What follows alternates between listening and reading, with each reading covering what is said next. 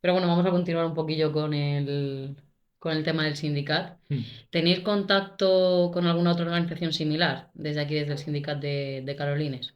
Suele pasar que a veces podemos tener algún contacto más frecuente con, por ejemplo, alguna PA en Elche y tal, pero sí ocurre, pero suelen ser más cuestiones puntuales y a veces nos encontramos en determinadas jornadas, como por ejemplo, hace poco estuvimos, por la cuestión de la Sareb, estuvimos de visita en Calflares, en Alcoy, un Ujú. centro social autogestionado, y también nos encontramos con la PA de Vallecas hace varios meses, en la que aprendimos alguna cosita para perfeccionar algún tipo de métodos para hacer las asambleas más ágiles a la hora de tratar casos nuevos y hacer que sea un poco más eficiente todo a la hora de reunirnos.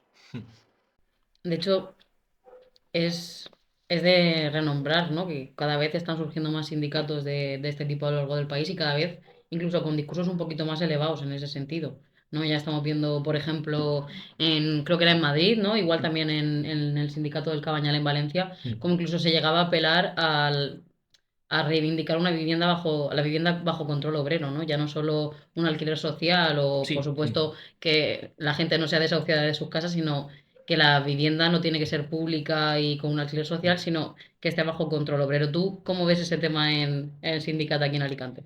yo en el sindicato nosotros apostamos por el mensaje de alquileres sociales y a nivel un tanto más particular como participante del movimiento de la vivienda, creo que los alquileres sociales serían un avance que no podemos negar y por el que debemos de combatir y reivindicar, pero creo que debemos aspirar a más y no quedarnos solo en eso para situar el foco en la propiedad, en no engordarle el bolsillo a no solo un fondo buitre que nos causa muchos problemas, sino también al pequeño rentista, al pequeño especulador. Puede ser a veces algunas generaciones, sin situarlo todo como un problema generacional, que a veces ocurre eso de manera un tanto errónea, es como, mi rentista es un boomer y yo como tengo 20 30 años, no. Pues conocemos a mucha gente afectados también de 50 de 60 años.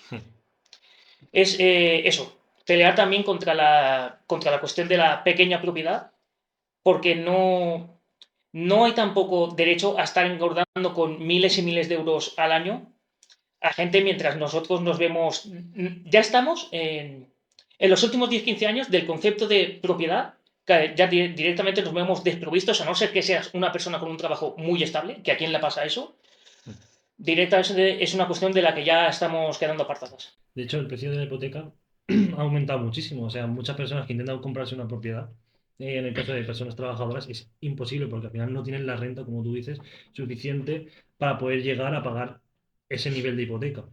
Que eso es algo que estamos viendo sobre todo para los jóvenes como yo, por ejemplo, que cada vez cuesta más independizarnos de casa y cada vez es mucho más difícil porque no nos da la vida, tendríamos que tener dos o tres trabajos y al final es imposible, es que es imposible. Porque te matas a trabajar para luego comprar una vivienda que a lo mejor acaba en un fondo buitre o acaba deshaciéndote Claro, y prácticamente. es una cuestión en donde es continuamente lo que tenemos que entender, el sistema como un todo entrelazado, porque, por ejemplo, aquí el porcentaje del sueldo que se te puede ir en alquiler en Alicante es de un 66% más o menos.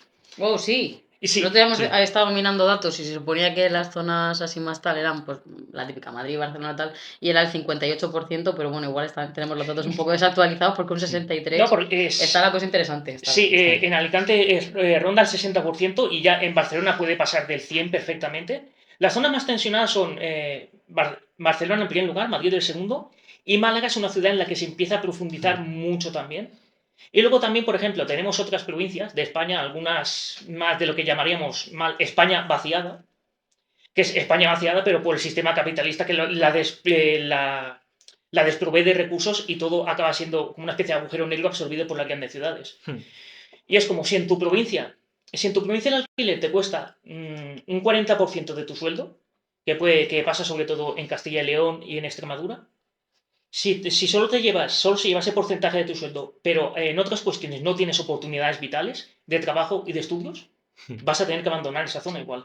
E irás a una en la que el alquiler esté tensionado. Pero al final la cuestión de la vivienda o el problema de acceso a la vivienda es otra cuestión más dentro de las muchas que afectan a la clase trabajadora, ¿no? Pero ¿tú consideras que es posible asegurar el derecho a la vivienda dentro del capitalismo? De una manera pacífica, hablando de la propiedad de la vivienda en sí, no. podemos arrancar victorias y podemos arrancar cuestiones temporales que nos den más motivación para no desmotivarnos, porque a veces, como las cosas cuestan de conseguir, la gente se desmotiva y cuesta mucho congeniar la participación política, porque esto al fin y al cabo es política y todo en la vida es política, cuesta congeniar la participación política con la vida. Luego también hablamos sobre todo de gente de mediana edad que tenga hijos y tal, pero si no se hace, es eso, es lo que había dicho varios minutos antes de estamos perdidas ya. Así que plantea esa batalla o si no, no hay nada que ganar y lo que sí habrá es una situación crecientemente peor.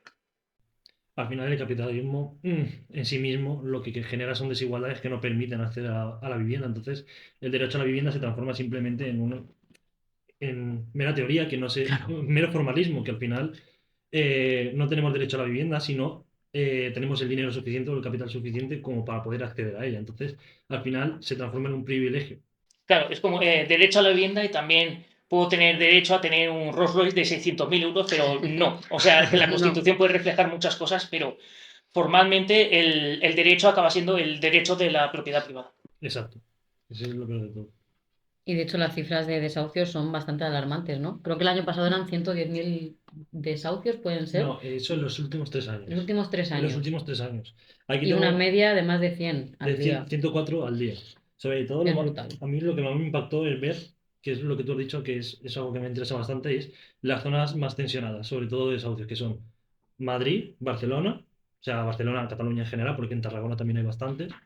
La zona de Andalucía en general también es bastante, que eso me sorprendió un poquito más. Y la zona de la Comunidad Valenciana, son los cuatro pilares. Y la España vaciada también hay bastante. Pero hay algo también que me parece bastante interesante ahí, que en la España vaciada, por ejemplo, hay muchos más pisos vacíos, que es algo también muy contradictorio. De hecho, era más, casi el 15% del parque de vivienda en el Estado español estaba vacío, Sí, básicamente está chapado. un 14%. Y vamos, Claro, es bastante cuestionable no tener tanta vivienda vacía sí. y tanta gente en la calle, que de hecho creo que en el sindicato también tenéis algún caso de pues alguna familia que hace ya bastantes meses que se la desahució de su casa y que a día de hoy se encuentran directamente viviendo en la calle.